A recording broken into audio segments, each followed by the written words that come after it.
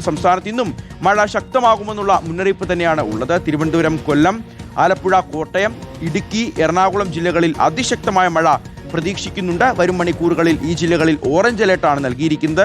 മഴയ്ക്കൊപ്പം 50 kilometre വരെ വേഗത്തിൽ കാറ്റിനും സാധ്യതയുണ്ട്. സംസ്ഥാനത്തെ 14 ജില്ലകളിലും കേന്ദ്ര കാലാവസ്ഥാ വകുപ്പ് യെല്ലോ അലേർട്ട് പ്രഖ്യാപിച്ചു. മണ്ണിടിച്ചിൽ, ഉരുൾപൊട്ടൽ സാധ്യത ഉള്ളതിനാൽ മലയോര മേഖലകളിൽ പ്രത്യേക ജാഗ്രത പുലർത്തണമെന്നും നിർദ്ദേശമുണ്ട്. മത്സ്യബന്ധനത്തിനുള്ള വിലക്ക് തുടരുകയാണ്. സ്വാന്തന സാജുവിനോട് നമുക്ക് കൂടുതൽ വിവരങ്ങൾ ചോദിക്കാം. സ്വാന്തന, അപ്പോൾ ഇന്നത്തെ ദിവസം 14 ജില്ലകളിലും ഒറ്റപ്പെട്ടതാണെങ്കിലും ശക്തമായ മഴ തന്നെ നമ്മൾ പ്രതീക്ഷിക്കേണ്ടതുണ്ട്. എങ്ങനെയൊക്കെയാണ് മുന്നറിയിപ്പുകൾ? സ്വാന്തന. ആശയ സംസ്ഥാനത്ത് ഇന്നുകൂടി ജാഗ്രത തുടരേണ്ട ഒരു സ്ഥിതി തന്നെയാണ് ഉള്ളത് എന്നാണ് കാലാവസ്ഥാ വകുപ്പിന്റെ അലേർട്ടുകൾ പുറത്തു വരുമ്പോൾ നമുക്ക് വ്യക്തമാകുന്നത്. കാരണം ഷിയാസ് സൂചിപ്പിച്ചതുപോലെ തന്നെയാണ് സംസ്ഥാനത്തെ 14 ജില്ലകളിലും മഴ മുന്നറിയിപ്പുള്ള ഒരു ദിവസമാണ്. ഏറ്റവും ആദ്യത്തെ അലേർട്ടായ യെല്ലോ അലേർട്ടാണ് എല്ലാ ജില്ലകളിലും നൽകിയിരിക്കുന്നത്. ഒറ്റപ്പെട്ട ഇടങ്ങളിൽ ശക്തമായ മഴ ഉണ്ടാകും എന്നുള്ളതാണ് ഈ അലേർട്ട് കൊണ്ട് സൂചിപ്പിക്കുന്നത്. പക്ഷേ എന്നിരുന്നാൽ പോലും ഇത് ഒരു ദിവസത്തെ മൊത്തം അലേർട്ടാണ്.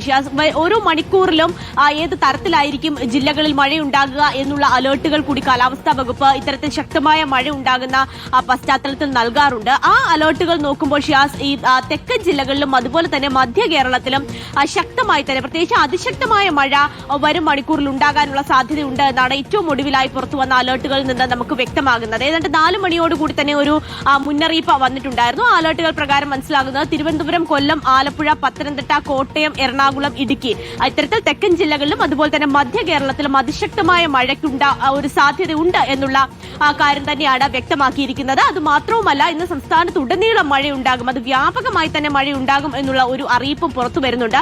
ഇതിൽ ഏറ്റവും ഒരു പ്രതിസന്ധി നിലനിൽക്കുന്നത് ഷിയാസ്, കഴിഞ്ഞ ദിവസങ്ങളിലൊക്കെ തന്നെ നമുക്കറിയാം വലിയ മഴയായിരുന്നു. പലയിടങ്ങളിലും ചെറിയ സമയത്തിനുള്ളിൽ വലിയ മഴ പെയ്തു പോകുന്ന ഒരു സാഹചര്യമാണ് നമ്മൾ കണ്ടത്.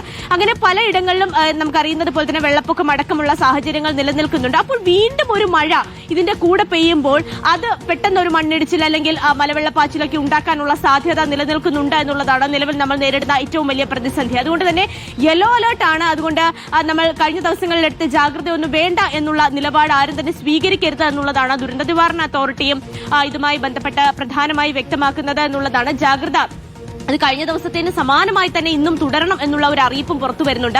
അത് മാത്രമല്ല ഷിയാസ്, ശക്തമായ കാറ്റാണ് പലയിടങ്ങളിലും വീശുന്നത്. 50 മുതൽ 60 കിലോമീറ്റർ വരെ വേഗത്തിൽ പലയിടങ്ങളിലും കാറ്റ് വീശുന്നുണ്ട്. ഇന്ന് രാവിലെയൊക്കെ തന്നെ തിരുവനന്തപുരത്തിന്റെ മലയോര മേഖലകളിലൊക്കെ തന്നെ, തിരുവനന്തപുരം മാത്രമല്ല തെക്കൻ ജില്ലയുടെ മലയോര മേഖലകളിലൊക്കെ തന്നെയും ശക്തമായ കാറ്റാണ് ഇന്ന് വീശുന്നുണ്ടായിരുന്നത്. അതുകൊണ്ട് തന്നെ കാറ്റുമായി ബന്ധപ്പെട്ടുള്ള ജാഗ്രത തുടരണം എന്നുള്ള ഒരു അറിയിപ്പ് വരുന്നുണ്ട്. മലയോര മേഖലകളിൽ കഴിഞ്ഞ ദിവസങ്ങളിലൊക്കെ തന്നെയും ഉള്ളതുപോലെയുള്ള അലേർട്ട് അത് ഇന്നും തുടരുന്നുണ്ട്.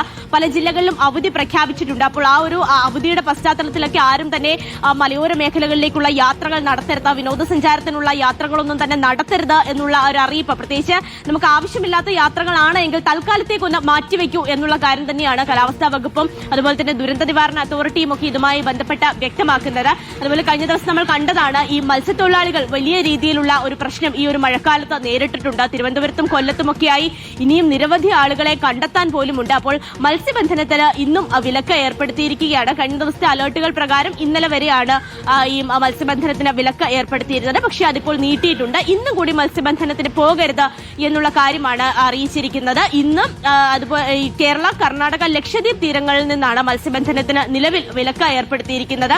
അതുപോലെ തന്നെ തിരുവനന്തപുരത്ത് നിന്ന് 2 പേരെയാണ് ഇനിയും കണ്ടെത്താനുള്ളത്. മുതലപ്പുഴ ഭാഗത്ത് നിന്ന് മത്സ്യബന്ധനത്തിന് പോയ ഒരാളെയും അതുപോലെ തന്നെ വിഴിഞ്ഞം ഭാഗത്ത് നിന്ന് മത്സ്യബന്ധനത്തിന് പോയി കാണാതായ ഒരാളെയും കണ്ടെത്താനുണ്ട്. അതുപോലെ തന്നെ നീണ്ടകരയിൽ നിന്ന് മത്സ്യബന്ധനത്തിന് പോയി കാണാതായ മത്സ്യത്തൊഴിലാളിയെയും കണ്ടെത്താനുണ്ട്. അങ്ങനെ ഇനിയും കണ്ടെത്താനുള്ളവരുടെ എണ്ണവും കൂടുതലാണ്. അവർക്കായുള്ള തെരച്ചിലൊക്കെ തന്നെ പുരോഗമിക്കുന്നുണ്ട്. ഈ പറഞ്ഞതുപോലെ വലിയ രീതിയിൽ കടൽ പ്രക്ഷുബ്ധമാണ്. അതുകൊണ്ട് തന്നെ കടലിലേക്ക് ഇറങ്ങിയുള്ള തിരച്ചിലിനും വലിയ ബുദ്ധിമുട്ടുകൾ അടക്കം നേരിടുന്നുണ്ട്. അപ്പോൾ ഇത്തരം സാഹചര്യങ്ങൾ നിലനിൽക്കുന്ന പശ്ചാത്തലത്തിൽ തൽക്കാലത്തേക്ക് കടലിലേക്കുള്ള യാത്ര, ജോലിക്കായുള്ള യാത്ര അത് അവസാനിപ്പിക്കണം എന്ന് തന്നെയാണ് ഇപ്പോൾ കാലാവസ്ഥാ വകുപ്പും അതുപോലെ തന്നെ സമുദ്രസ്ഥിതി പഠന ഗവേഷണ കേന്ദ്രവും ഒക്കെ അറിയിക്കുന്നത്. അങ്ങനെ എല്ലാ തലത്തിലും ജാഗ്രത അത് തുടരണമെന്ന് തന്നെയാണ് ഷിയാസ് അധികൃതരും വ്യക്തമാക്കുന്നത്. ശരി, സ്വാന്തന സാജുവാണ് വിശദമായ വിവരങ്ങൾ നൽകിയത്. 14 ജില്ലകളിലും മഴ മുന്നറിയിപ്പ് ഉണ്ട് എന്നുള്ളതാണ്. അതിൽ തന്നെ തിരുവനന്തപുരം മുതൽ ഇടുക്കി, എറണാകുളം വരെയുള്ള തെക്കൻ മധ്യ കേരളത്തിലൊക്കെ അതിശക്തമായ മഴ പ്രതീക്ഷിക്കേണ്ടതുണ്ട്. അപ്പോൾ എല്ലാവരും കരുതിയിരിക്കുക എന്നുള്ളത് തന്നെയാണ് മുന്നറിയിപ്പായി നൽകുന്നത്.